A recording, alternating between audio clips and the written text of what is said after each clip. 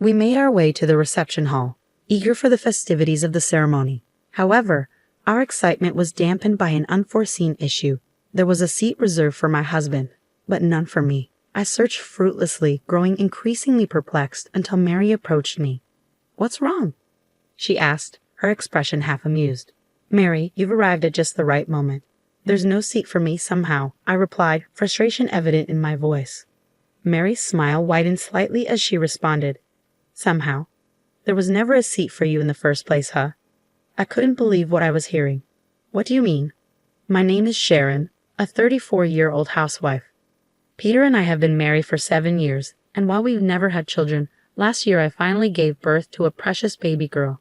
The journey of childbirth was arduous, but holding my daughter for the first time made it all worthwhile. Peter has been a supportive partner, always making it home at a fixed time to help with parenting duties. Here, sis, give this to my niece," my younger brother interjected, appearing once again with gifts for my daughter. Despite his teasing, his affection for her was evident. Noel and I share a close bond, despite the 5-year age gap. We've only had each other since our parents divorced when we were young. Our mother, a hard-working woman who held multiple jobs to support us, passed away from cancer 5 years ago. Her strength and sacrifice have shaped who we are today, and I'm grateful to have shown her myself in my wedding dress. We've always supported each other, I remarked, reflecting on our tight-knit family. Our mother would be proud to see us living happily. As I playfully teased my brother about his lack of weekend plans, he dropped a bombshell. He was considering marrying someone.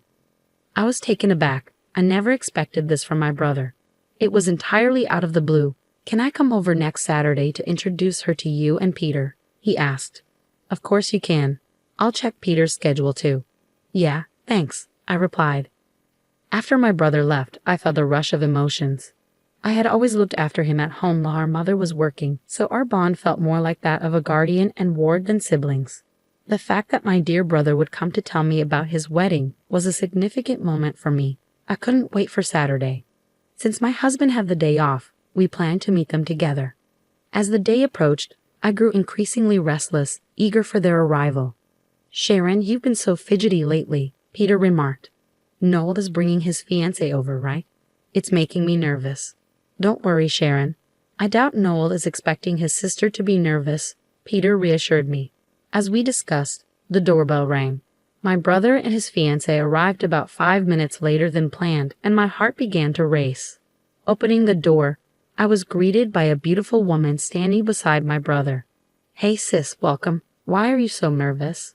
my brother asked. "Who, me? I'm not nervous," I replied unconvincingly. As we exchanged pleasantries, I couldn't help but notice the warmth in Mary's greeting as she introduced herself. "Nice to meet you. I'm Mary." "I'm Sharon, Noel's sister," I replied, trying to mask my nerves with a smile. I ushered them into the living room where my husband awaited. He gave them a quick once-over before offering to make tea. "Oh, we brought some sweets. Let's all have some," Mary suggested. "Thank you," I replied, accepting the offer to prepare tea together. Once everything was ready, we settled at the dining table and engaged in conversation. Mary, poised and beautiful like myself, appeared slightly nervous, glancing around the room. "So where did you two meet?" I inquired. "We met through work." Mary was working as a receptionist at a client's office where I was involved in negotiations. My brother explained, a hint of bashfulness in his tone. "Not only managing negotiations, but also bringing a fiancé." "Good work, Peter," my husband chimed in, lightening the mood. My brother laughed along, and Mary joined in, easing the tension. "How old are you, Mary?" I asked. "I turned 24 this year," she replied. "Ah, so she's 5 years younger than Noel, which means she's a full decade younger than me," I noted. "Are you planning on continuing to work after getting married?" "No, I'm going to quit. I don't need to work that much. Noel works at a major company, and my family is quite wealthy," Mary explained, her true colors starting to emerge. "You're not working currently, are you?" I asked. "No, I quit after giving birth to my daughter, but I was with the company for about 15 years, I explained. "Wait, 15 years? How old are you now?" Mary's tone shifted, her expression hardening. "I'm 34, I replied. "Oh, a high school graduate," Mary said, sounding condescending. Before I could respond, my brother jumped in, defending me. Sharon started working right after high school. We were poor, so Sharon sacrificed everything for me. Don't look down on her. I wasn't intending to look down on her. I was simply taken aback because I've never encountered someone like that before. However, my brother's defense created an awkward atmosphere. I swiftly tried to diffuse the tension by acknowledging that it must be unusual for Mary. Mary chimed in, saying, "Yes, exactly. I didn't mean it in a bad way. I was just surprised." Noel seemed to accept this and replied, "Oh, okay, as long as that's the case." To change the subject, I asked Mary about her father's profession. "My dad is the editor-in-chief of a publishing company called Double X," Mary proudly stated. I couldn't help but notice something, but I decided not to bring it up to avoid another awkward reaction from Mary. Instead, I chose to let it pass for now. Mary appeared to take great pride in her father's success, and she boasted about it with a gleam in her eye. It almost seemed as if her happiness bordered on smugness, and I couldn't shake the feeling that her nose had grown a few inches longer since she first arrived at our house. And with that, the meeting to announce my brother's engagement came to a close. After bidding farewell to Noel and Mary, I collapsed onto the sofa, feeling utterly drained. "I'm exhausted," I sighed. "You did well. I'll make some coffee," my husband offered, gently cradling our daughter in his arms. "Thank you. But I wonder if Noel's going to be okay," I mused, watching as my husband carefully laid our daughter in her crib. "Huh? Because Mary seems difficult, and she was mocking you?" he asked, concern evident in his voice. "I hope they're okay," I replied, a sense of worry creeping into my thoughts. "Well, Noel did quickly point that out, so maybe that part will be okay," although I expressed my concern, acknowledging that Noel and Mary had grown up in vastly different environments, likely leading to differing values.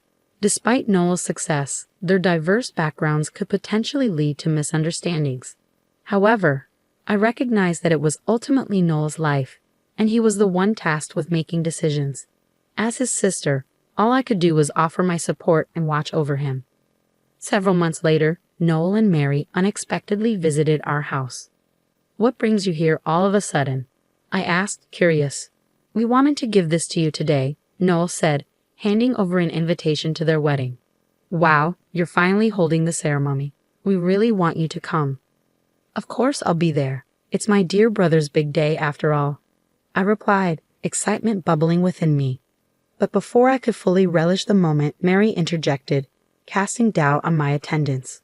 "But you don't have any relatives to rely on, and you can't bring your baby to the wedding, can you?" Her concern was evident, but her tone hinted at something more, almost questioning if I would truly attend. "Don't worry about it. We'll leave her with my mother-in-law," I reassured her. Mary's disappointment was palpable as she murmured, "Is that so?" "What's up, Mary? You seem down," Noel observed, sensing the shift in her demeanor. "I'm just tired," Mary replied with a forced laugh. "Yeah, it's been a rush trying to get everything done because our schedules didn't match." To alleviate their burden, I suggested, "Why don't you head home and rest?" "Thanks for the invitation." To be honest, I hesitated to spend more time with Mary, who clearly harbored dislike towards me.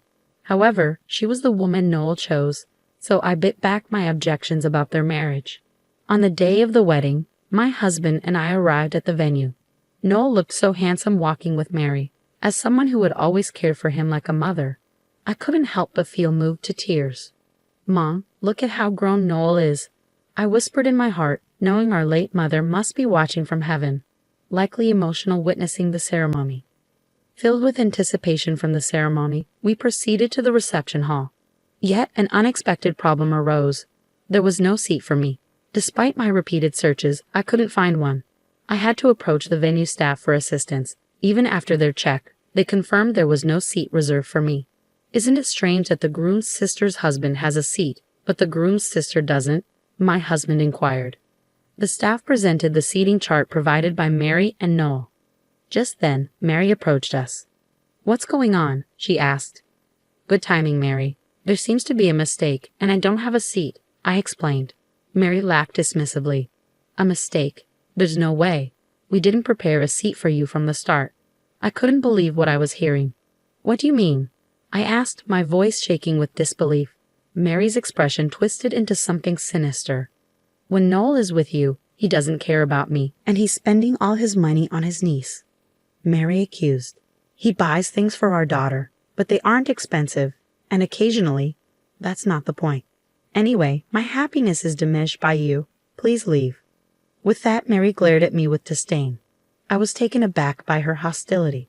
How could someone act so horribly based on misunderstandings? I hated the fact that my dear brother was marrying a woman like this. Suddenly, a man rushed towards us, exclaiming, Hey, Mary, what are you doing? Huh? Dad, why are you so panicked? Mary responded. It was Mary's father, who also had connections with me. You didn't say something rude to this lady, did you? He demanded. She's the annoying old hag interfering with my happy marriage, Mary retorted. What? Apologize right now, her father commanded. Frustrated with their argument, I turned to Mary's father and bluntly stated my intentions. Editor-in-Chief, I want to conclude my column with this week's issue. I deeply apologize. She was disrespectful. We'll do anything. Please don't quit, he pleaded, realizing the gravity of the situation. Seeing her father apologize profusely, Mary was left in shock. Despite this incident, I found solace in my recent popularity. After successfully losing weight, I have been writing about beauty and self-care on social media. My posts about post-maternity self-care had garnered attention, making me quite popular. I earned a decent income by writing articles for a magazine where he served as the chief editor. Thankfully, my continuous contributions had significantly boosted the magazine's sales. Little did I know that Sharon's younger brother was my daughter's fiancé. Oh, you didn't come to the family gathering, did you? You said there was no need for just a sister. I deeply apologize if I had known it was you, Sharon, Mary's father stammered, visibly embarrassed. Your words only serve to emphasize your poor character, I retorted, silencing him with my firm response. Mary's father could only stand there, speechless. Anyway, I'd like to formally discuss my column with your company later. Goodbye, I declared, swiftly leaving the venue. My husband followed suit, insisting that if I wasn't attending, neither was he. Suddenly, my brother Noel rushed over, questioning why we were leaving. I explained everything to him, and his expression turned incredulous. What? That can't be. When I was at home, I saw a seating chart with Mary and your names on it, Noel recounted. Realizing that Mary had shown a fake seating chart to Noel, his face flushed with anger. He stormed into the reception hall and called off the engagement, stating his reasons. I can't marry a person who treats my sister so poorly, Noel declared, his voice firm and resolute. It became evident that he wasn't the one spending extravagantly on gifts for his niece. It was Mary who had a penchant for extravagant purchases. This, combined with the lavishness of their wedding, strained their finances. Being unjustly blamed for the financial strain caused by Mary's spending habits was anything but pleasant for Noel. He realized that Mary was at fault for their predicament. Noel explained to the attendees that the event would now be a simple dinner, and then he left. Later, issues regarding the wedding costs arose, but I cooperated with Noel to resolve them. Despite ending up at a disadvantage due to the breakup, it was clear that it was originally Mary's fault. Using my influence, I made a deal with Mary's father. If he agreed to cover all the costs, I would continue my contract. Mary's father agreed, albeit reluctantly, and this allowed Noel to break up with Mary without any repercussions. However, I did report the incident to the publisher. As a result, Mary's father was transferred to a different department, losing his position as the editor-in-chief. Mary was disowned by her father, who blamed her for the entire debacle, and she was forced out of the house. Despite having no access to money, she couldn't shake off her spending habits. It was a consequence of her own actions. Noel assured me, next time, I'll find someone who values you as my sister. I replied, just find someone who doesn't mistreat others. Mary's abnormal behavior was evident, and I felt relieved that the problem was resolved safely. I hoped Noel would find happiness with someone who truly appreciated him. As I wished for Noel's happiness, I resolved to continue working hard for my husband and daughter at home.